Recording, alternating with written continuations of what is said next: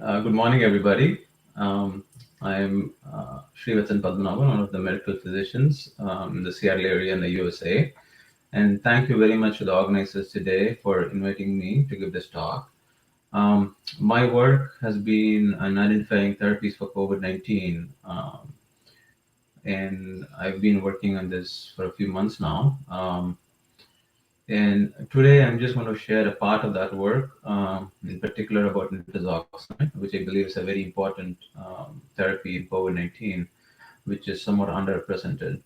There are several trials that's going on right now, and hopefully we should have some data soon within the next few months that shows how effective nitazoxanide is in this therapy for COVID-19. So before I begin, I just want to tell you my slides are somewhat more wordy than usual, so that it helps in translation. And I will be present for the presentation, so please feel free to ask me any questions after the presentation. I hope, um, n- excuse me, next slide. There you go. All right. So briefly, I'm going to be talking about today, as the introduction, this is the outline of my presentation. I'll briefly talk about the coronavirus and the role of innate immune system and adaptive immunity in clearing COVID-19 or SARS-CoV-2. Then the role of nitazoxanide in its part in upregulating the innate immune system or the interferon pathway, which I believe is very critical in treating this disease. And also touch upon briefly the dosing considerations because it's somewhat tricky to use nitazoxanide, especially for treating a systemic illness like COVID-19. And finally, share a few comments on nitazoxanide for using as a treatment or prophylaxis in this disease. So let me quickly talk about the SARS-CoV-2, which is the zoonotic beta coronavirus that's responsible for COVID-19. Um, SARS-CoV-2 is a positive strand RNA virus that enters the cell through its S protein or the spike protein by binding to the host receptor ACE2. So almost all coronaviruses have this characteristic structure or the called the corona looks like the sun. That's what's called corona, where the spike protein struts the membrane or the envelope of the virus, which is responsible for the host and species specificity.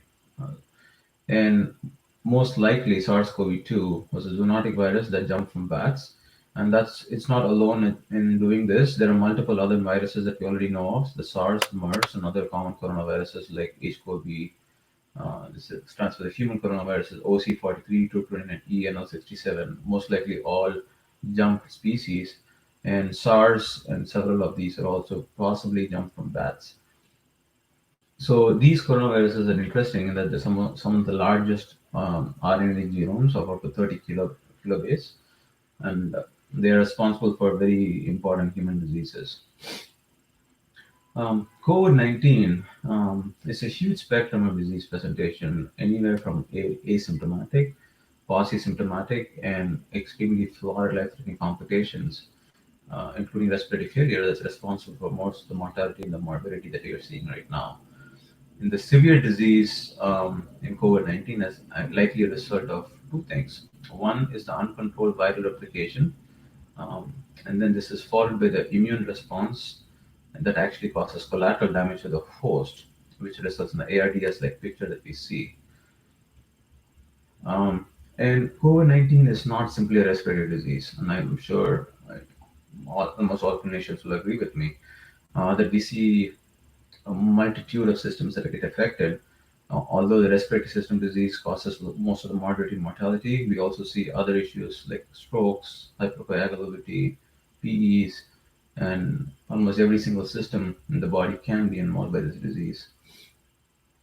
And this is, I've seen patients with encephalitis, multitude of strokes, and sometimes even like skin rashes, GI issues. So this is this can masquerade almost this is like a lupus of infectious disease, quoting one of my colleagues. So These we know a lot of the pathology and disease, clinical disease that this virus cause, but we still trying to find out what is underlying pathogenesis. And hopefully, after the end of the presentation today, we'll have at least some idea about what our current understanding is. So, briefly, I'm going to talk about the innate immune system. This is somewhat a critical response to any viral infections.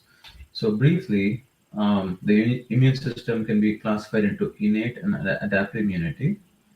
And when a virus infects a cell or a host, the innate immune system or the interferon pathway basically kicks in minutes to hours.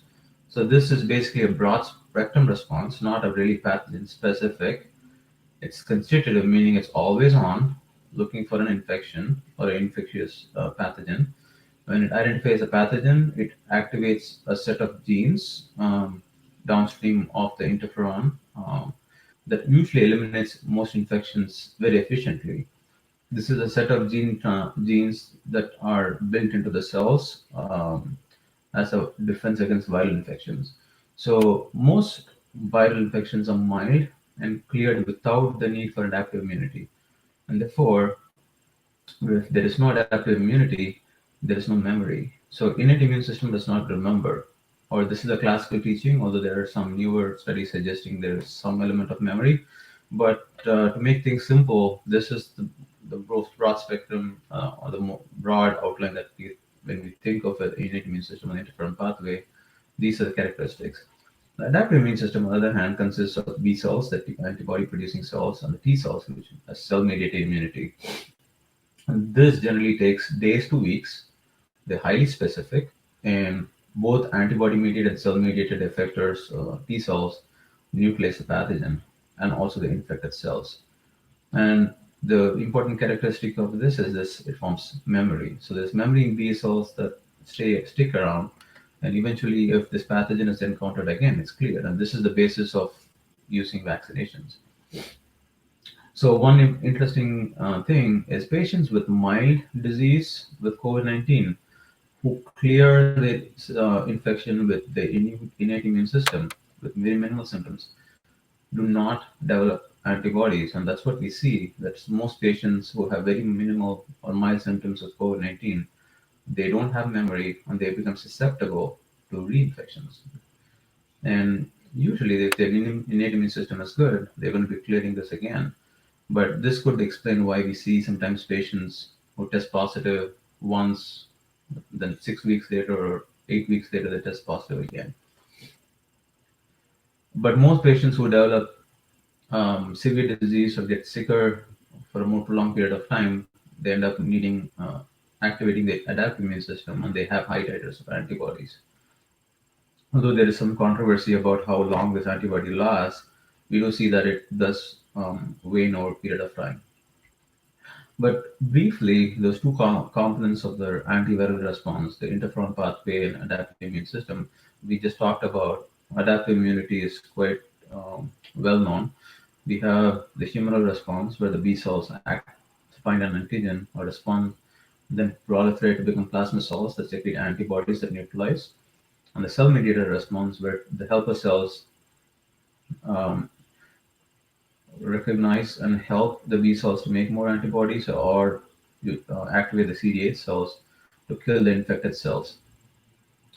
The interferon pathway is somewhat more primitive and constitutive, and there are several components to it, which I'll briefly mention. So the innate immune system is basically a surveillance system where cells have certain sensors or pathogen uh,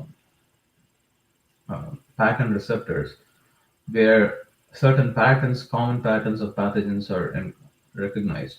So, for example, the RIG1 and MDA5, these are cytosolic, meaning they're in the cytoplasm of the cell.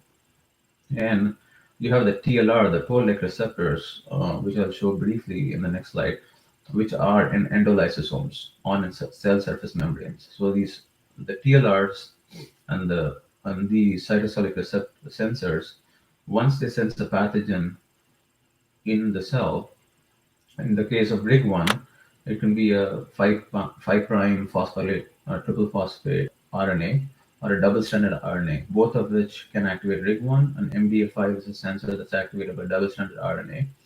That then activates downstream effectors that eventually cause phosphorylation of the IRF3 and IRF7. These are interferon response factors where these go into the nucleus and transcribe several other factors, including interferon. So this interferon can go back to the cell surface and cause an autocrine feedback loop. So this is briefly what I just talked about. So you have the toll-like receptors in cell organelles, the endosome, endolysosome, and then you have the RLRs or the RIG-like proteins, RIG1-like proteins, which include MDA5 and the RIG1.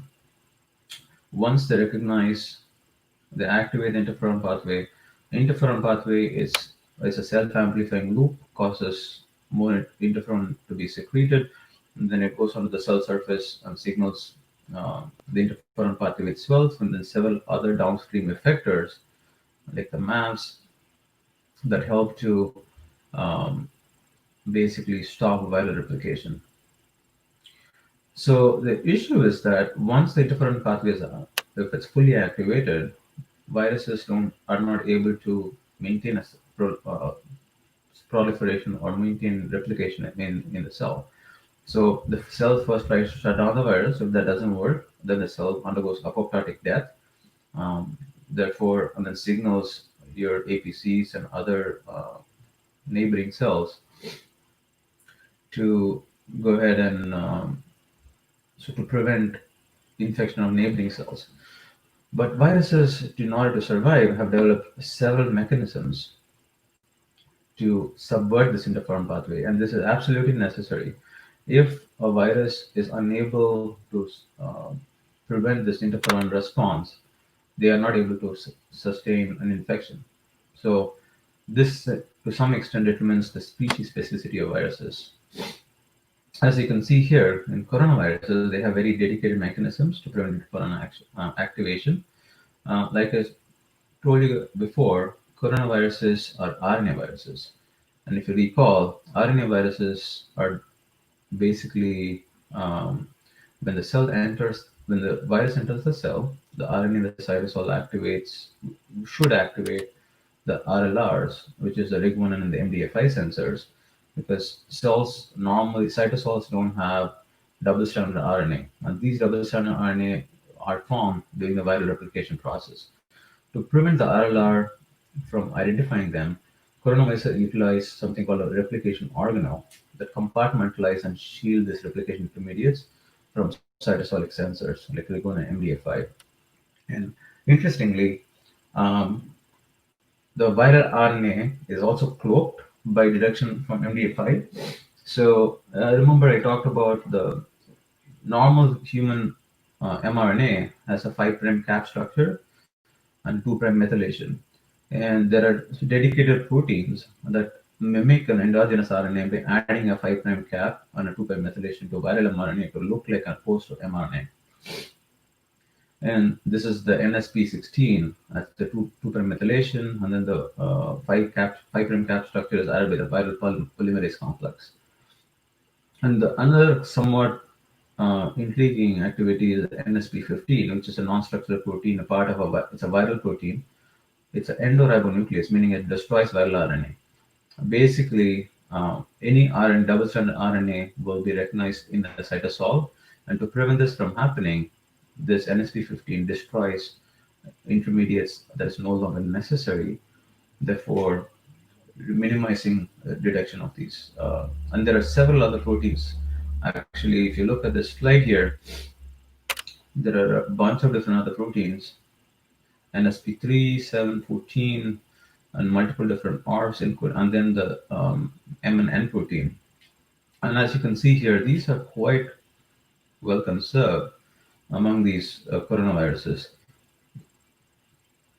This particular paper was back, I think, initially came out in March or April, and it there was some controversy whether this actually the SARS-CoV-2 virus had this ORF3b, because they could not find this in the initial genome. But subsequent studies, like I'll show you later, does show a smaller truncated protein, but significantly different from the SARS protein. And this other ORF6 is also somewhat different. And the reason, um, I will explore a little bit further during the presentation. But just remember these two proteins, ORF3b and ORF6 in SARS-CoV-2, are somewhat different compared to other coronaviruses. So these are interferon. All of these proteins have multiple activities, among important as the interferon antagonistic activity.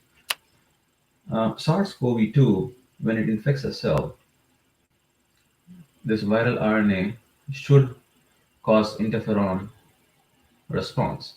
There's two things that happens. One is the interferon response, and also the chemokines that are activated. The chemokines will then tell your macrophages and the dendritic cells to cause inflammation and bring in your immune adaptive immune response. It attracts your T cells, B cells, etc. But interestingly, compared to common respiratory viruses, when the viral RNA enters the cell, you see a very high level of interferon stimulated genes. The downstream targets of these interferon 1 and 3 are very high. This also recruits the chemokine response. So you have your B cells, T cells coming in, your macrophages coming in to clear the infected cells. And this will prevent the high interferon state will prevent neighboring cells from getting infected, and prevents the infection from spreading. However, in SARS-CoV-2, it's somewhat different.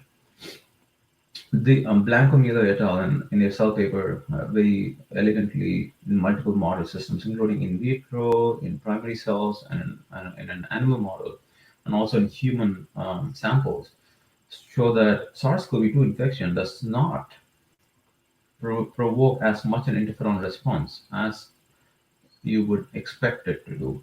And this is a critical feature because not having high interferon activation will sustain the viral replication.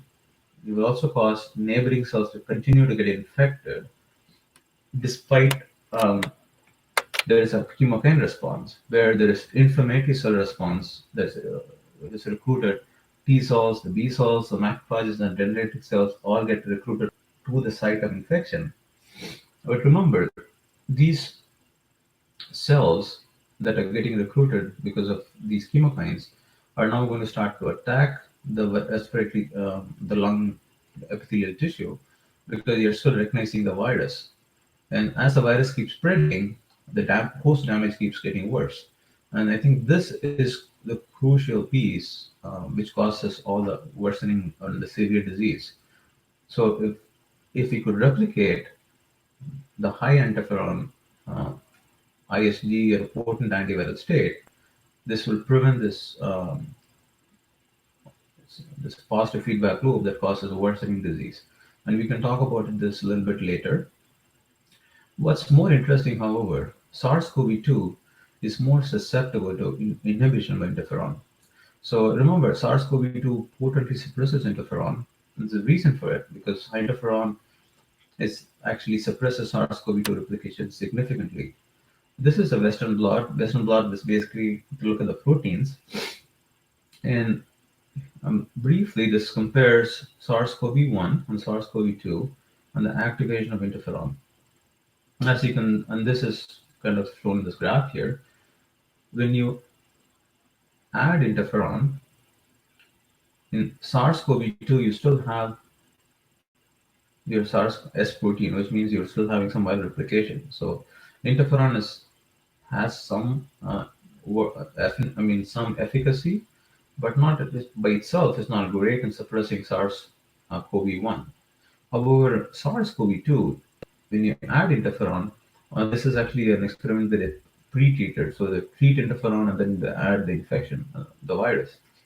You see complete suppression. So if you pre-treat the cells with interferon, SARS-CoV-2 is not able to take hold of an infection. And this is a key point to remember. So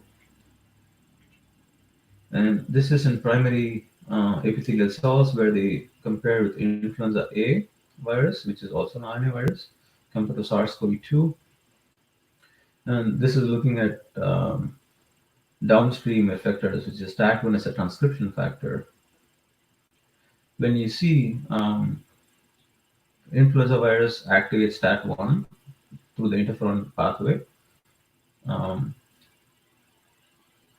and here, when you add interferon, you can see a significant suppression of replication.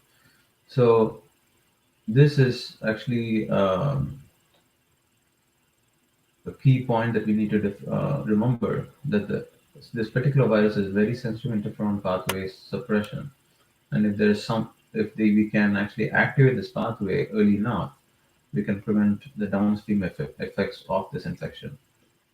In summary, the interferon innate immune system is crucial to control that infection. SARS-CoV-2 can efficiently suppress the pathway, but SARS-CoV-2 is also more sensitive to the interferon pathway activation than SARS-CoV-1. Two proteins, the ARP3B and possibly ARP6, are significantly different, and this may contribute to the increased sensitivity to interferon in this particular virus. So let's switch gears. So is there a common theme? I mean, we know that there is a difference. What determines the symptomatic versus severe symptomatic patients? We know there's three main factors, key factors. One is age. Younger the age, less intense the symptoms, lower mortality complications. Female sex, we know that has females are less susceptible to severe illness, and there's lower mortality and ICU admission. And the third, somewhat obvious, is that lower viral load equals better prognosis. And this is an independent factor, independent of age and sex. So this is somewhat obvious that if you have less viral load on detection of in initial presentation, there's a likelihood that your prognosis is going to be better. But these two are not that obvious, and so let's see if there is any common theme that we can figure out. And there seems to be. The common theme is immunity. So there is a process called immune senescence.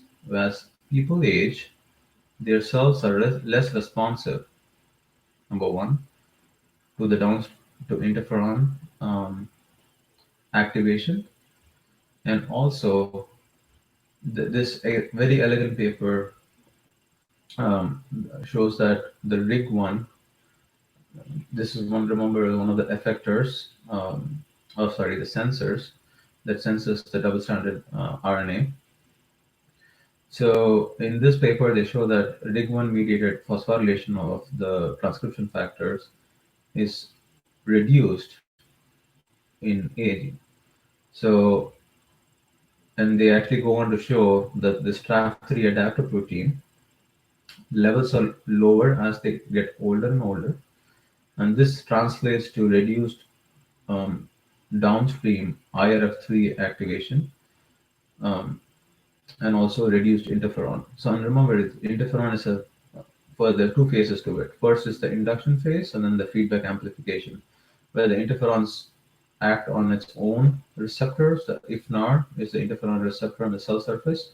So the interferon goes to the cell surface, activates and amplifies the feedback loop. The interferon released from the cells also goes to neighboring cells and provokes an antiviral state in the neighboring cells to prevent new viral infections. In aging, both these processes, the initiation and the feedback amplification, are reduced. And in this paper, they actually show, but if you restore the expression of these the response of the interferon, you can actually um, hopefully prevent uh, the pathology that we see in COVID-19. This is this paper was back in 2017, and they show in the human monocytes that this particular aging is also compared to young and older human monocytes, the STRAF3 protein is reduced, and as a result, phosphorylation and interferon induction are reduced. And if you restore the TRAF3 levels, or if you restore, um, you can restore the interferon response and to Rigmon stimulation. And what about sex? So yes, actually there is a link there also. So in this paper, this was actually back in 2019, sex and pubertal differences in type 1 interferon pathway. So females, we know that the are somewhat more have a higher risk of autoimmune diseases. This particular publication was actually Manuscript was looking at um, lupus, juvenile lupus, and the activation of TLR7. And actually, they say, and that was the focus of the paper, and in this they find that in females there's a higher interferon response with stimulation compared to males, and this is a pretty significant p-value. So this is the unstimulated. When you add this R848, which is a TLR7 agonist, the interferon you get interferon alpha that's secreted by the plasmacyte or dendritic cells, and this is significantly higher in females compared to males. And also uh, compare in puberty. So after puberty to post puberty, there's a significant increase in your interferon induction in females compared to males. So and this is another piece of the puzzle where higher innate immune activation or a higher innate immune set point causes a better outcome, I think, in these in females compared to males. So this would be a main reason for it. So in COVID-19, you have a viral virus infecting the cell, viral RNA starts a viral replication, which is now sensed. And remember, the interferon pathway is somewhat suppressed, but you still have the chemokines that activate your resident immune cells like an alveolar macrophage. This in turn causes a positive feedback loop where now that you have an activated macrophage and also the interferons, if it works, now we're going to activate your neighboring cells to an antiviral state and prevent the neighboring cells from getting infected by the virus. And you also have activation of the T cell, monocyte, and the macrophage immune cells to cause like a positive feedback loop that secretes number one more interferon and also clears the infection. So in an ideal situation, you have activation of interferon, you have activation of the adaptive immune system, neighboring cells are protected, and you have antibody that neutralizes the virus, and the cytotoxic T cells eliminate the infected cells and therefore protecting the neighboring cells. However, you can have a dysfunctional immune response where the virus continues to replicate, but if you don't have adequate antiviral response, if you don't have adequate interferon, but you only have the chemokine response, which brings in all the inflammatory cells, you get a dysfunctional immune response where you get excessive inflammation because of macrophages and T cells. Not only does the infected cell die, the neighboring cells get infected and they also get eliminated. And this process continues to cause like a systemic cytokine storm, pulmonary edema, ARDS picture, widespread inflammation, and death. So if you can get a healthy immune response, and also remember the immune response needs to not just be adaptive, but also you need to have the innate immune system, which is a critical piece of this puzzle. So briefly, in a simplified form, we have SARS-CoV infection. SARS-CoV-2 virus inhibits the innate immune system. Um, Ideally, if the innate immune system is good, this inhibition is not significant enough, then it can cause reduced viral load, bystander infection, upregulates the interferon pathway, and then it will reduce viral replication. However, if the in a particular host where the innate immune system is significantly inhibited, then you don't get this effect of a reduced neighboring cell protected reduced interferon activity in the neighboring cells. Eventually, you have escape of your adaptive immune system and T cell mediated and macrophage mediated damage and cytokine storm, in addition to worsening replication causes lung pathology, plus the inflammation causes ARDS, CRS, shock, and death. So, what can we do about it? So, there are several ways of upregulating the innate immune response in the interferon pathway. One obvious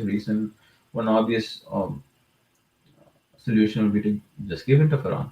So, and we know that there have been several studies, especially the triple therapy, where they used lopinavir, ritonavir in combination with interferon, showed reduced mortality and also reduces morbidity and ICU admission. Not only that, it also reduces viral load. But giving interferon is, I mean, there's only a few ways you can give interferon. It's either an injection or a nebulizer. It's not really optimal. There are medications, however, this is where nitazoxanide comes in, which upregulates the innate immune system of the pathway, the interferon pathway.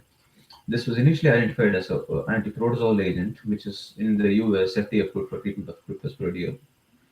It was it was just serendipitously it was found to have antiviral activity against Hep C and Hep B when they were treating patients with in HIV patients with cryptosporidium.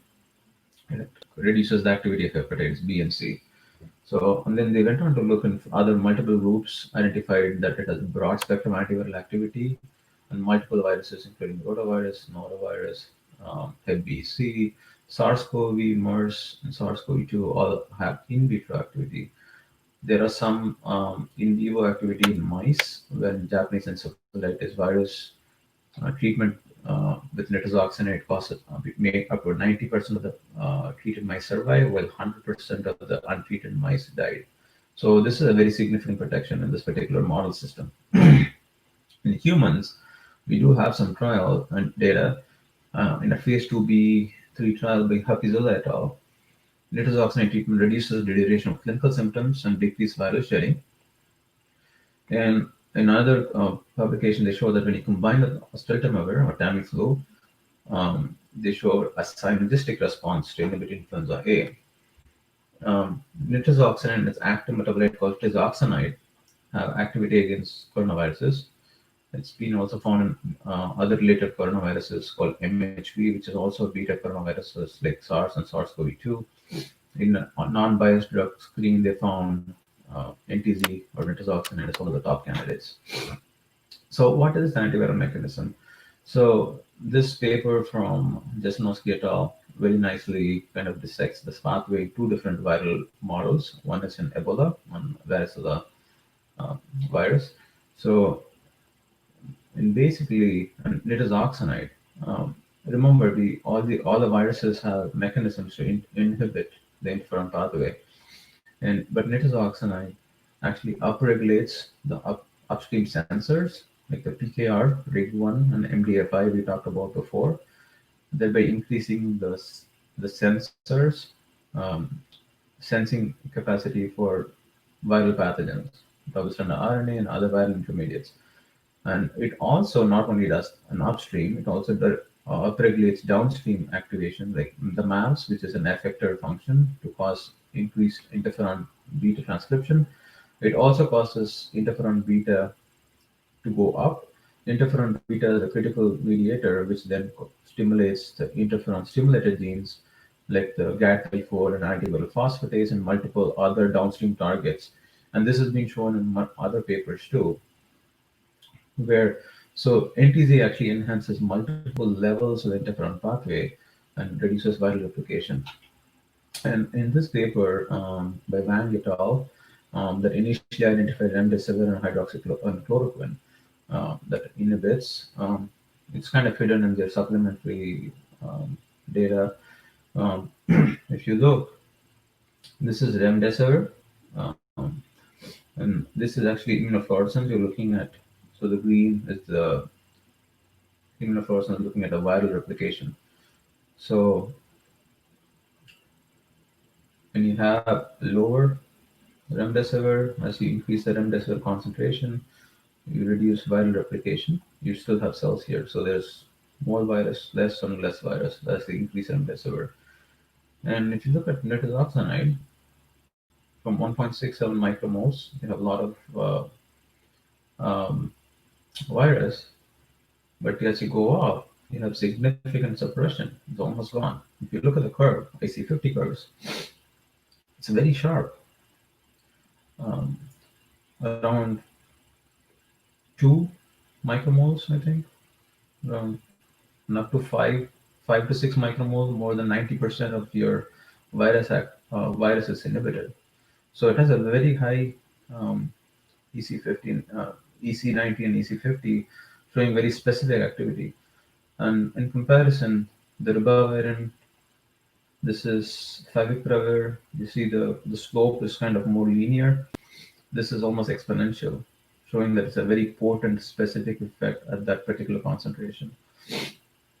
And this is your the remdesivir, which we are using right now, has also a specific antiviral effect. Um, and this is chloroquine, which is kind of almost linear. So um, this is what initially got me interested in azoxanide and made me look further. And the more we're learning about COVID-19 and also nitazoxanide, there are a few tricky things we need to deal with. Dosing.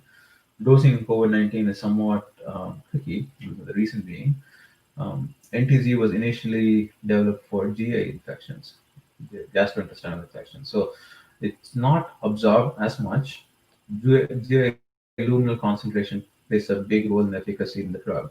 So for rotavirus diarrhea or for cryptosporidium, we generally give it twice a day. But nitazoxanide itself has a half-life of only 6 minutes. It's rapidly deacylated with active metabolite isoxanide. Isoxanide is the actually potent, is the active compound that's found in the blood, and it has a half-life of around 1.5 hours. That's a very short half-life, and it's very poorly absorbed from the GI tract. And if you have food or high-fat food, it actually increases your maximum serum concentration and also the Tmax, which means it increases the bioavailability by almost 100%. So when you're dosing nitazoxanide for COVID-19 or any viral infection, you need to dose it with food to increase the availability. So that you're going to almost double your serum concentrations.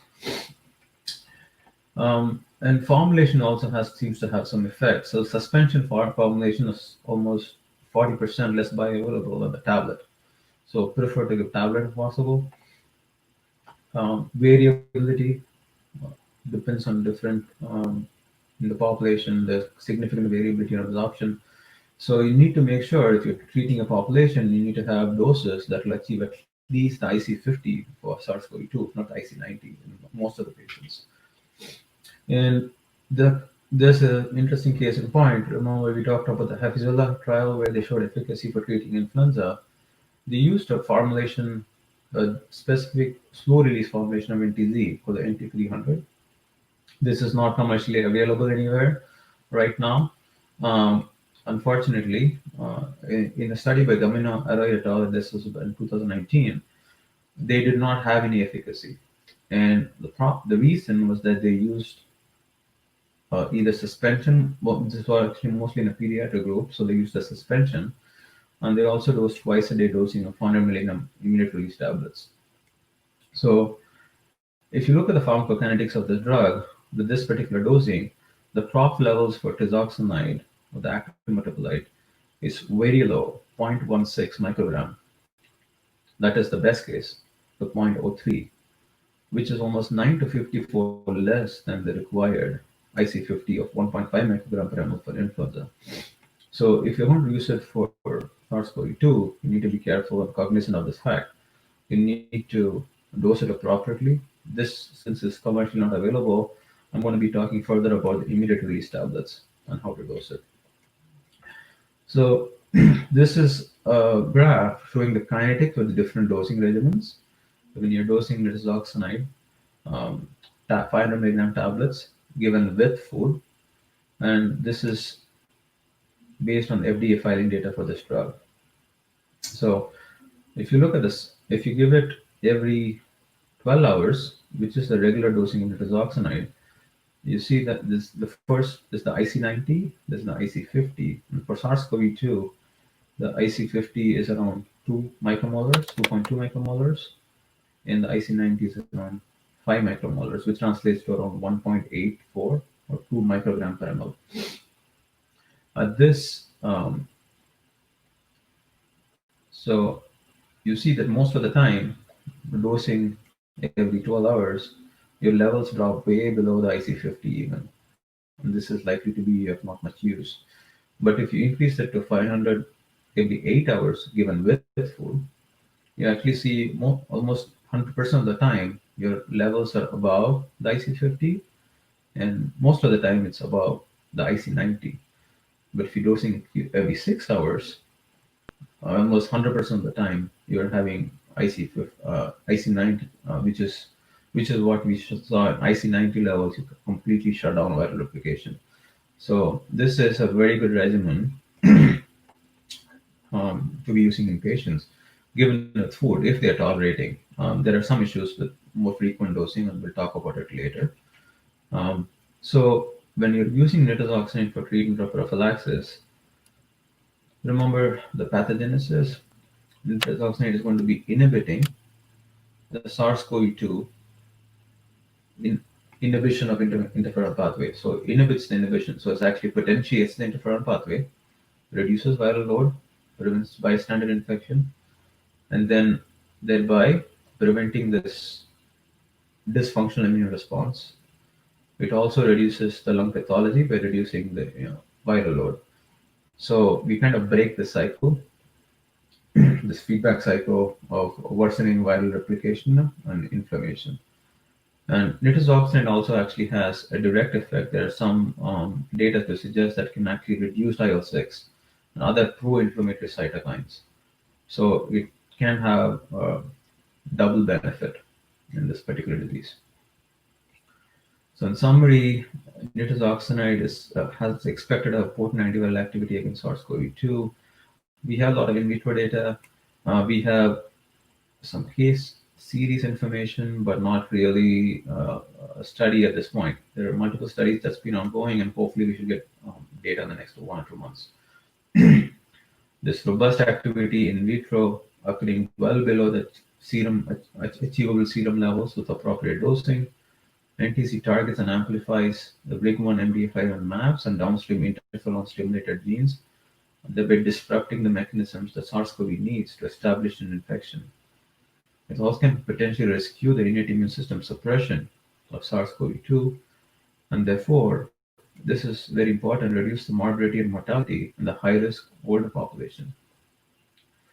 Um, so basically, but if you treat older population early enough, we can possibly reduce the mortality to almost to that of a younger subgroup, which is very minimal morbidity. The advantages of NTZ or nitazoxanide is that it's high barrier to resistance because this is not acting on the virus but acts on the host. It's a drug that's been present for several decades.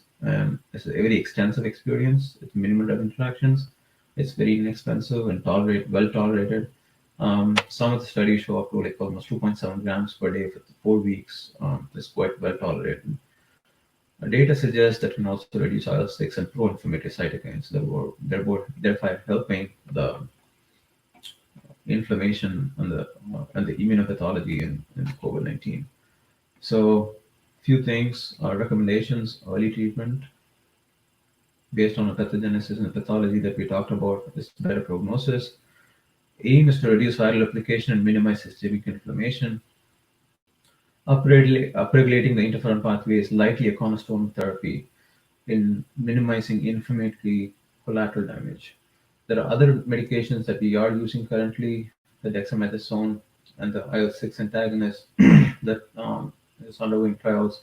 We're already using dexamethasone to reduce inflammatory damage, but adding um, nitazoxanide to this therapy, this likely will benefit. Remember to always give it with some kind of fatty food or at least some food for better absorption. It has many mild adverse effects. It does cause some GI upset, stomach discomfort. You can minimize this by adding with H2 blockers or PPIs. Or really, if it's really bad, then we can reduce the dose to Q8. I would not recommend reducing the dose further than Q8 if at all tolerated. So one interesting anecdote is that patients with COVID-19, when they get treated with NTZ, um, actually they have severe diarrhea. So this seems to be more a function of the infection plus nitazoxanide. So unless sometimes my general experience has been for the first day or two, they do have significant amount of GA upset, multiple watery stools, but then from the third day they get better. So I would suggest to try to convince your patients if you're giving nitazoxanide to kind of push through the first 1 or 2 days, and if they continue to have side effects, then reduce the dose later on. But usually by the third day, the GI upset and other symptoms come down. And the diarrhea is likely from more like COVID-19 rather than just purely the drug reaction. Few things to ponder. Oral medication, including TZ, are there any other drugs that have similar mechanism to upregulate the interferon pathway? There could be. We don't have enough data yet. This is something that's ongoing research currently. There are some old repurposed drugs that may also have a similar activity and upregulating the interferon pathway, which is potentially a potential candidates to look at. Um, more and second, more importantly, is combination therapy. Remember, viruses have multiple mechanisms to cause to suppress the host and evolve have a productive viral infection. So really to have a good effect, and this is a cornerstone of treating any viral infection, is you have combination therapy. So combination therapy targeting multiple viral pathways is somewhat the need of the hour, if you will. There's an ongoing project with Dr. Mendieta, who's currently using combination of HCQ and nitazoxanide in Mexico. And Dr. Domini, hopefully he'll be here today to share some of his insights and experience with his um, patients in Brazil with multiple drugs in combination NTZ, and he has had some very impressive results. And I really hope that he could share some data today with us. And some of his regimen, I think we really need to kind of address in a much more larger scale clinical trials. And lastly, I will leave you one thought to ponder. The SARS-CoV-2 is going through human populations. There is ongoing mutations, and that can potentially increase pathogenicity. And what's the role of NTZ? And in that particular, I want you to bring you back to this slide. Remember, we talked about the R3B, which, based on this paper, they did not find. But a subsequent paper actually did find a smaller R3B, which is significantly smaller compared to the SARS-CoV-2, and then the R6. So in this paper, what they did find is R3B is indeed present in SARS-CoV-2, and it's truncated. It's only 22 nucleotide, 22 amino acid protein compared to SARS. But even that small protein has significant suppression of interferon. In this figure, if you look at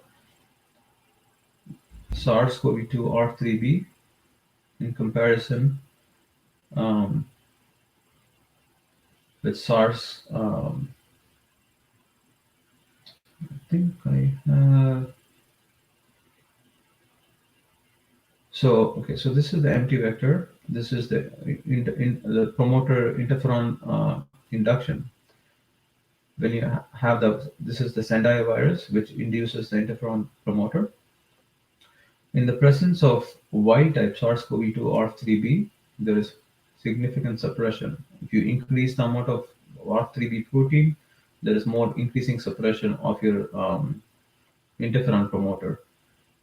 But what's interesting is that this particular promoter gene in SARS-CoV-2 has multiple stop codons, meaning it's a truncated protein. So the original SARS via SARS-CoV-1 R3b is 154 amino acids, but in SARS-CoV-2 it's only 22 amino acids, and that has a very potent interferon inhibition. But what's more concerning is that if there were some mutations that eliminates the stop codon, then the virus can make a longer protein. So this is the first stop codon. A mutation here can make a longer protein to 56 amino acids, and there's another stop codon that can subsequently elongate this R3b protein to almost like a full-length SARS-CoV-1. And this is a single publication, but what they did find in Ecuador is this mutation has already happened, where this particular stop codon has been replaced, and therefore you have a 57 amino acid protein, which is actually somewhat more potent in suppressing interferon than the wild type.